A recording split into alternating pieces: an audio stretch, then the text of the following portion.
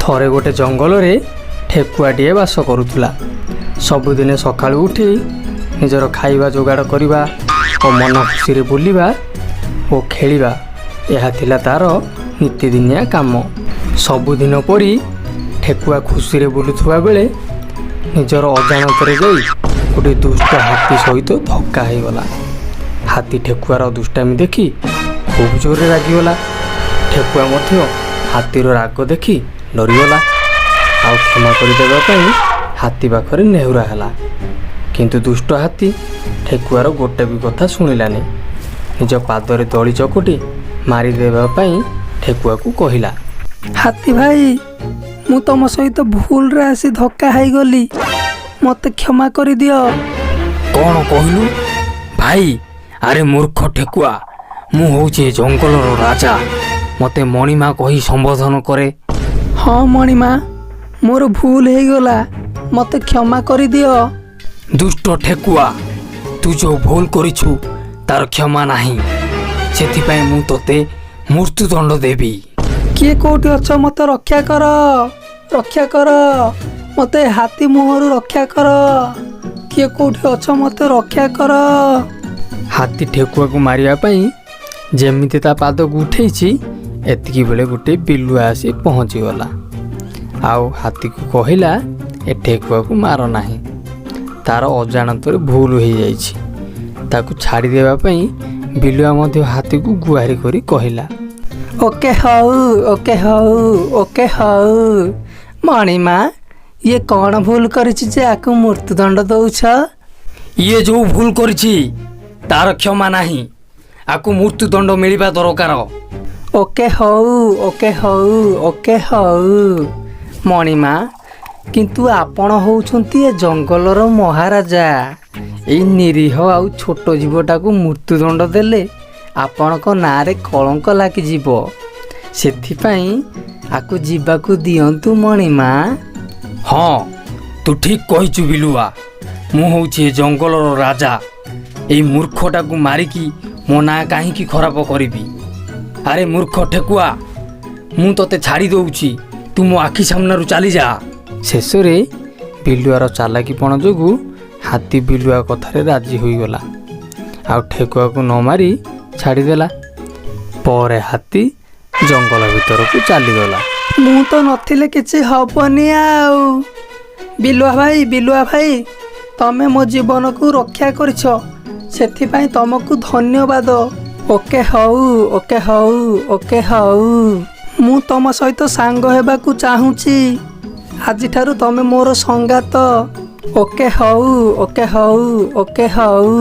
ଆଉ ସେଇ ଦିନଠାରୁ ଠେକୁଆ ବିଲୁଆର ଭଲ ସାଙ୍ଗ ହୋଇଗଲେ ଆଉ ମିଶିକି ଖାଦ୍ୟ ଖାଇବା ପାଇଁ ଯିବା, ମିଶିକି ବୁଲାବୁଲି କରିବା, ଏହା ଥିଲା ସେମାନଙ୍କର ନିତିଦିନିଆ କାମ। ଏମିତି କିଛି ଦିନ ବିତିଗଲା ପରେ ଶୀତ ଦିନ ଆସିଗଲା।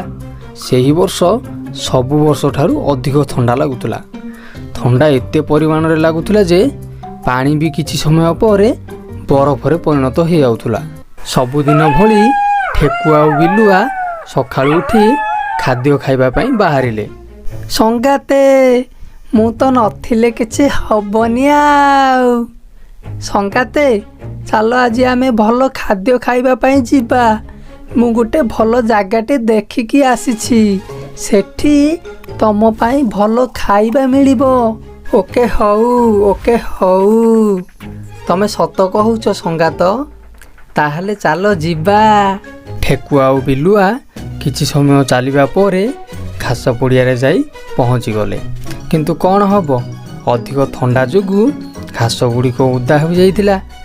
ଆଉ ଓଦା ଘାସ ଦେଖି ଠେକୁଆ ସେଠି ଖାଦ୍ୟ ଖାଇଲା ନାହିଁ ଆଉ ପରେ ଖାଇବା ପାଇଁ ବିଲୁଆକୁ କହିଲା, ସଙ୍ଗାତେ, ମୋର ଖାଦ୍ୟ ସବୁ ଅଧିକ ଥଣ୍ଡା ଯୋଗୁଁ ଓଦା ହୋଇଯାଇଛି, ମୁଁ ପରେ ଖାଦ୍ୟ ଖାଇବି। ଚାଲ, ତମ ପାଇଁ ମୁଁ ବି କଙ୍କଡ଼ା ଧରିଦେବି। ଓକେ ହଉ, ଓକେ ହଉ, ଓକେ ହଉ।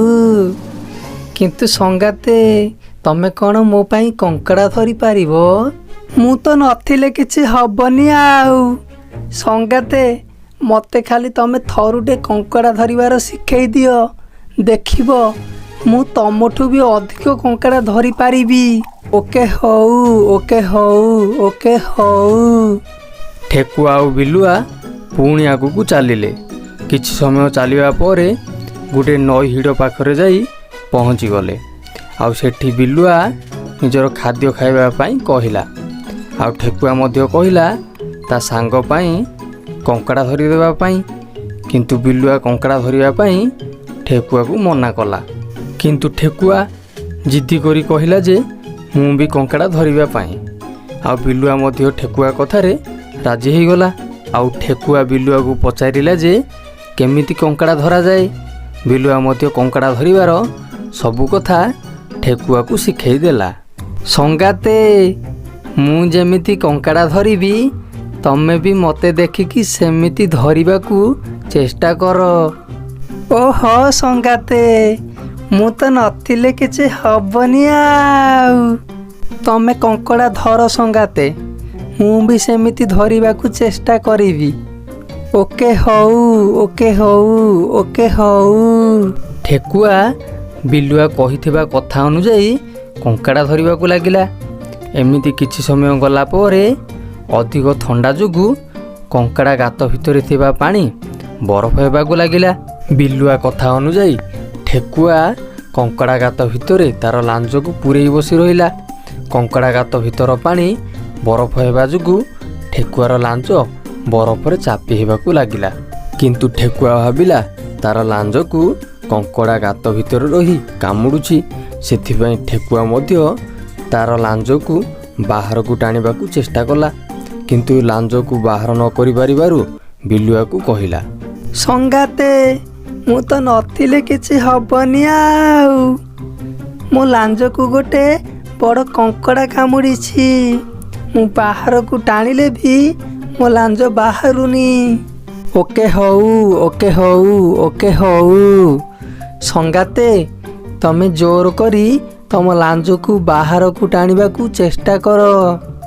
ନାଇଁ ସଙ୍ଗାତେ, କଙ୍କଡ଼ା ଜୋର କରି ମୋ ଲାଞ୍ଜକୁ କାମୁଡ଼ିଛି, ସେଥିପାଇଁ ମୋ ଲାଞ୍ଜ ବାହାରୁନି। ବିଲୁଆ ଆସି ଦେଖି ଜାଣିପାରିଲା ଯେ କଙ୍କଡ଼ା ଗାତ ଭିତରେ ଥିବା ପାଣି ବରଫ ହୋଇଯାଇଥିବା ଯୋଗୁଁ ଠେକୁଆର ଲାଞ୍ଜ ଚାପି ହୋଇଯାଇଛି।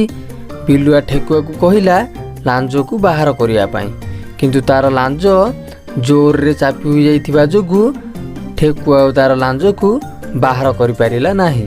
ଓକେ ହଉ ଓକେ ହଉ ଓକେ ହଉ। ଓହୋ ସଙ୍ଗାତେ, ତମେ ତ ନଥିଲେ କିଛି ହବନି ଆଉ। ସଙ୍ଗାତେ, ତମେ ବିନା ମୋତେ ଟିକେ ସାହାଯ୍ୟ କର ସଙ୍ଗାତେ, ମୋ ଲାଞ୍ଜକୁ ବାହାର କରିବା ପାଇଁ।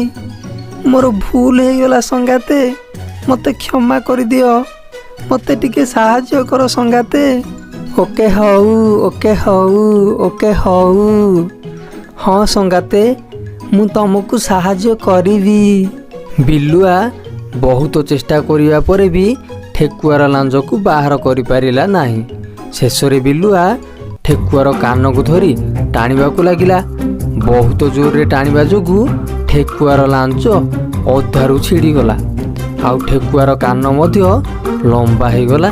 ଶେଷରେ ବିଲୁଆ ଆଉ ଠେକୁଆ ଖଣ୍ଡିଆ ଖାବରା ହୋଇଯିବା ଯୋଗୁଁ ଖାଦ୍ୟ ଖାଇ ନ ପାରି ଘରକୁ ଫେରିଲେ। ଆଉ ସେଇ ଦିନଠାରୁ ଠେକୁଆର କାନ ଲମ୍ବା ହେଇଗଲା ଓ ଲାଞ୍ଜ ମଧ୍ୟ କଟି ଛୋଟ ହୋଇଗଲା। ଏହି ଗପରୁ ଆମକୁ ଶିଖିବାକୁ ମିଳିଲା ଯେ କୌଣସି କାମକୁ କରିବା ଆଗରୁ ସେହି କାମ ବିଷୟରେ ଭଲ ଭାବରେ ଜାଣିବା ଆଉ ଶିଖିବା ଦରକାର। ନଚେତ୍ ଆମକୁ ମଧ୍ୟ ଠେକୁଆ ଭଳି ଅସୁବିଧାର ସମ୍ମୁଖୀନ ହେବାକୁ ପଡ଼ିବ।